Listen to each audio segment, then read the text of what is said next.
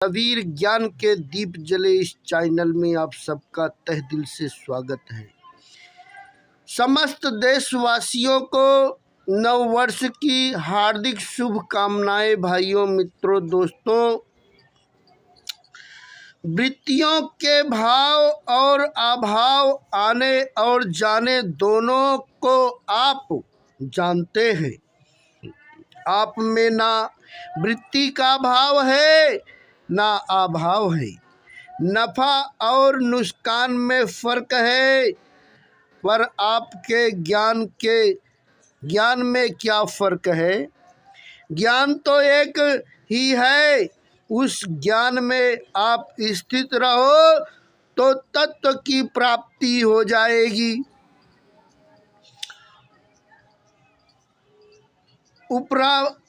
उपरती और वृत्ति में फर्क है, पर उनके ज्ञान में क्या फर्क है? आदमी आए या चले जाए, प्रकाश में क्या फर्क पड़ता है? निश्चय एक होना चाहिए। अनेक निश्चय होने पर कोई भी काम सिद्ध नहीं होता और उम्र खत्म हो जाती है। कुछ भी करो, उम्र तो उतनी ही रहेगी। भगवान ने मानव शरीर उन्हीं को दिया है जिनको अपनी प्राप्ति परमात्मा प्राप्ति के योग्य समझा है। भोग तो प्रारब्ध से कुत्ते को भी मिल सकते हैं, पर भगवत प्राप्ति रूप महान लाभ की प्राप्ति मनुष्य शरीर में ही हो सकती है।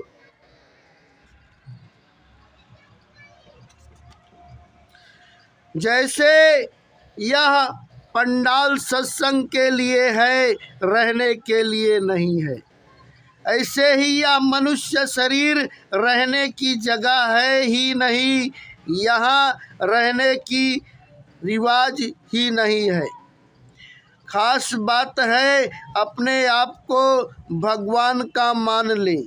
अपने आप को भगवान का मानने से मनुष्य का सब काम भगवान के लिए ही करेगा।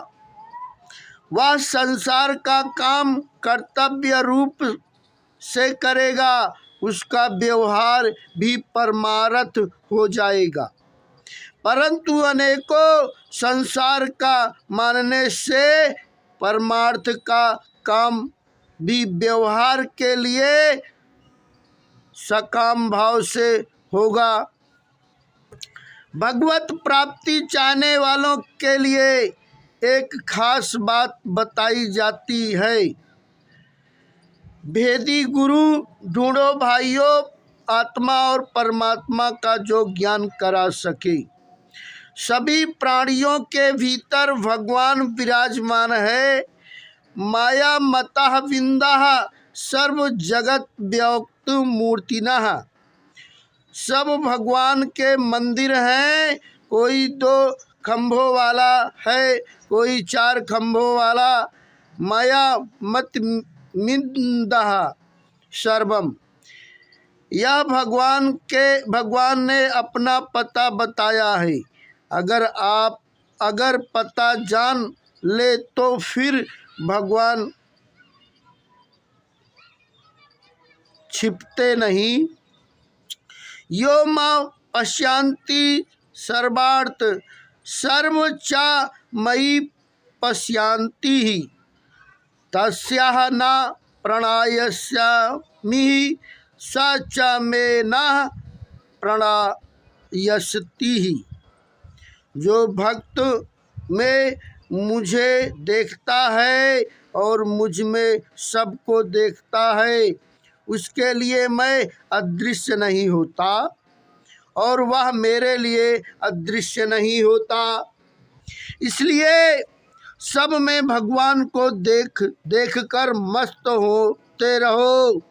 हिरण्यकश्यप ने कहा कि भगवान कहाँ है? प्रहलाद जी ने कहा कि भगवान कहाँ नहीं है? वाल्मीकि जी ने भी कहा कि आप कहाँ नहीं है, स्याही में कौन सी लिपि नहीं है। जनक जी ने विश्वामित्र से पूछा कि ए बालक कौन है, क्या ब्रह्मा ही दो रूप धारण कर आया है। तब भगवान हंसे कि हमारी पोल मत खोल देना कि हाँ ब्रह्मा ही यहाँ आया है। हंसी भगवान की माया है। विश्वामित्र जी समझ गए, अतः बोले, रघुकुलमति दर्शार्थ के जाए, मम हित लागी नरेश पठाए।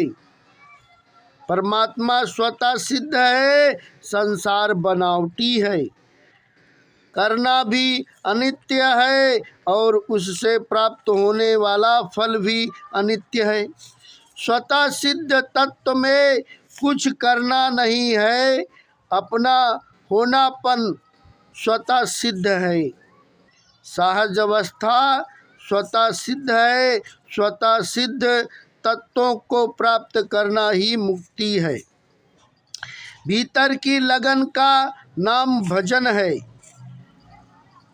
गीता में सबसे बढ़िया बात है, ममेक शरणम वज्रः, शरणागति गीता का सार है।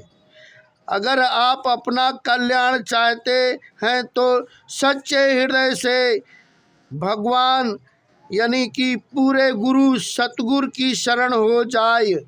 मैं भगवान का हूँ, भगवान मेरे हैं, ऐसे शरण हो जाए। सब चिंताएं छोड़ दे।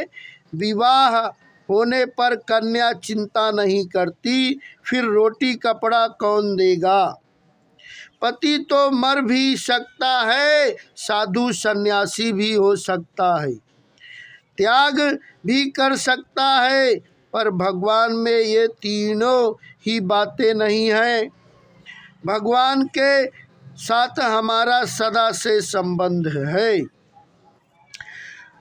प्रत्येक मनुष्य लाभ चाहता है, हानि नहीं चाहता, पर वह अपने जीवन को देखे तो हानि ज़्यादा होती है, लाभ कम। 12 का लाभ दिखता है पर भीतर की हानि हो रही है। बाहर की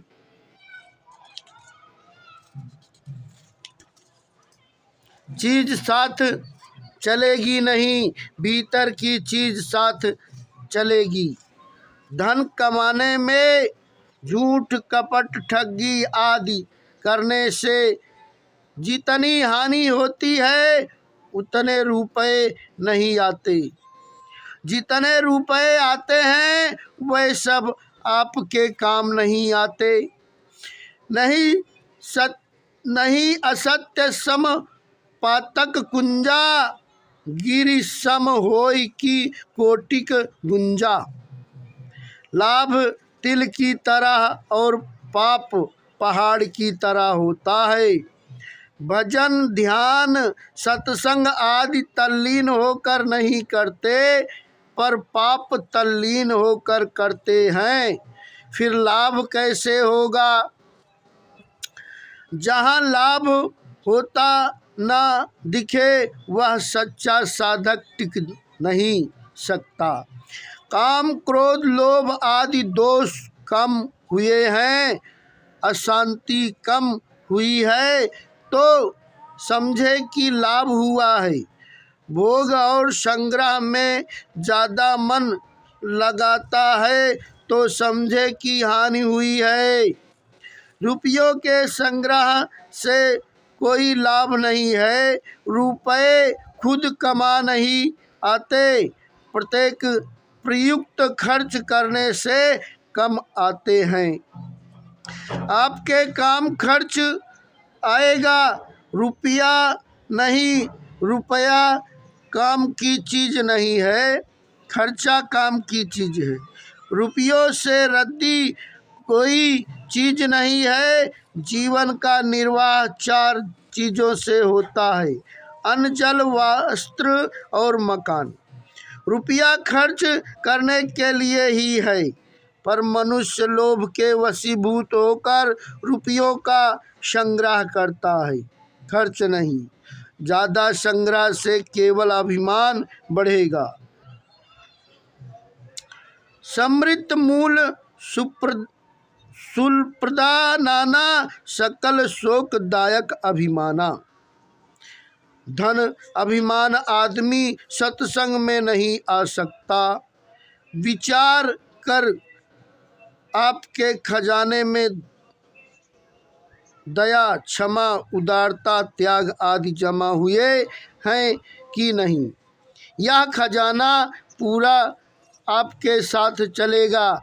यह विचार करो कि लाभ किस में है और हानि किस में है। सतनाम साहिब बंदगी साहिब कबीर आपकी जय हो।